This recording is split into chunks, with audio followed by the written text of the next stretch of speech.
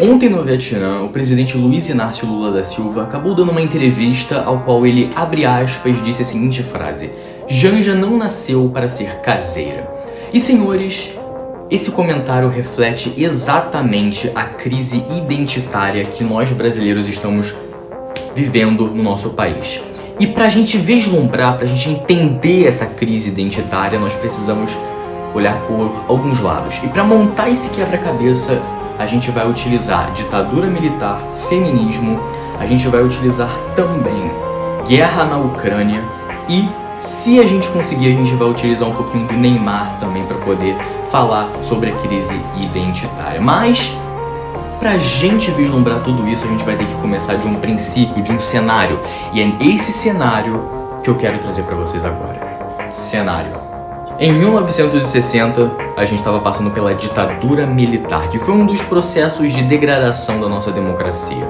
Você não podia falar muita coisa sobre o governo e as coisas eram um pouquinho mais complicadas. Gente, não houve retrocesso na democracia? Que retrocesso? Coisa nenhuma. Que retrocesso? É constitucional? O que é democracia? Contudo, esse também foi o período em que o movimento feminista se deu início. E o movimento feminista, primeiramente, ele veio com o intuito de igualar as mulheres com os homens em questão de direito. E foi assim durante muito tempo. Contudo, uma coisa mudou. Conforme o tempo foi passando, alguma coisa aconteceu com o movimento feminista. Algo que a gente vai vislumbrar aqui. Mas ele passou de um movimento feminista para um movimento genofascista. E para quem não sabe o que é o movimento genofascista, é um movimento que diz que mulheres merecem ser soberanas em tudo e mulheres têm que estar acima de homens. As leis do nosso país hoje são completamente genofascistas, tanto leis incluindo o divórcio, quanto as leis que dizem respeito a casamento ou leis de pensão. São completamente genofascistas e você está completamente submisso às leis genofascistas impostas pelo Estado. Eu poderia acabar o vídeo por aqui, mas isso não junta o quebra-cabeça. Isso não explica muita coisa, é só um cenário. Então a gente vai ter que continuar no nosso quebra-cabeça. Instituições e a guerra.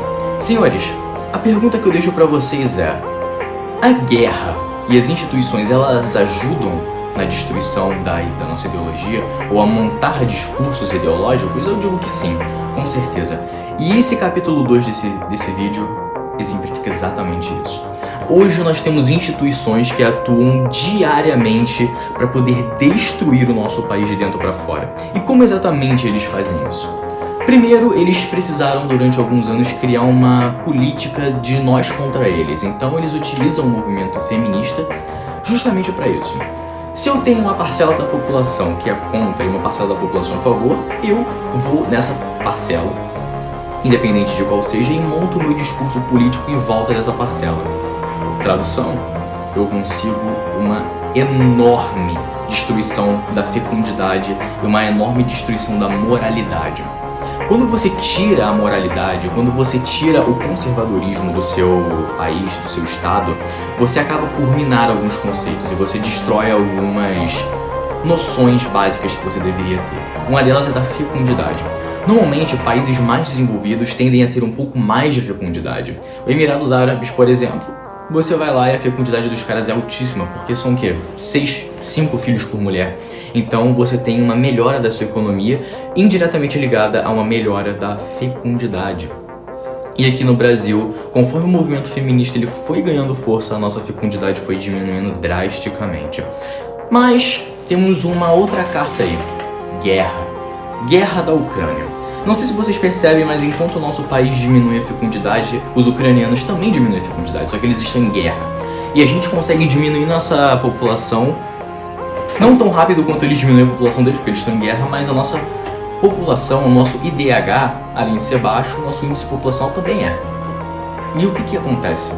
Hoje nós vemos uma postura totalmente desses dois países. Enquanto o Brasil continua com a sua postura pouco fecundidária, a Ucrânia começa a fazer propagandas iguais aos da Rússia para poder atrair mais homens e, consequentemente, melhorar ainda mais a população e aumentar o número populacional deles. I am Ukrainian and this is my car.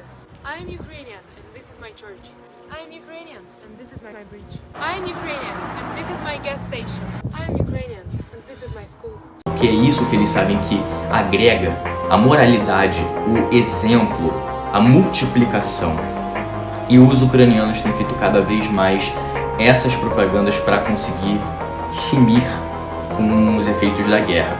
Não vão, mas é uma boa tentativa e uma tentativa que adianta um pouquinho, ajuda. Então você percebe que como dois países completamente diferentes tomam posturas completamente diferentes diante de uma mesma situação, isso porque as nossas instituições foram programadas. Hoje as eleições são feitas à base de financiar movimentos que destroem o nosso país. Essa é a verdade. E por último, Neymar. E agora a gente vai falar sobre ídolos, senhores. E os ídolos, eles são peças-chave para a gente entender as relações de poder e discurso. Quando eu tenho um ídolo e quando eu falo que essa pessoa, ele é meu ídolo, eu automaticamente estou dizendo que eu concordo com bastante coisas que ele faz ou fala. No caso do Neymar, quanto mais... O Neymar, ele é impregnado na cultura de você ser poligâmico, ele é incrementado na cultura da baixa moralidade, porque o Neymar, de acordo com as condutas que ele mesmo toma, ele é um homem amoral, ele é um homem sem moralidade concreta. Ele já divulgou aplicativo de aposta, o cara já traiu não sei quantas mulheres dele e vive na fornicação. Ou seja, nós sabemos que o Neymar não é um bom exemplo. Contudo, ele mexe com a massa, ele molda, ele consegue transpor várias pessoas.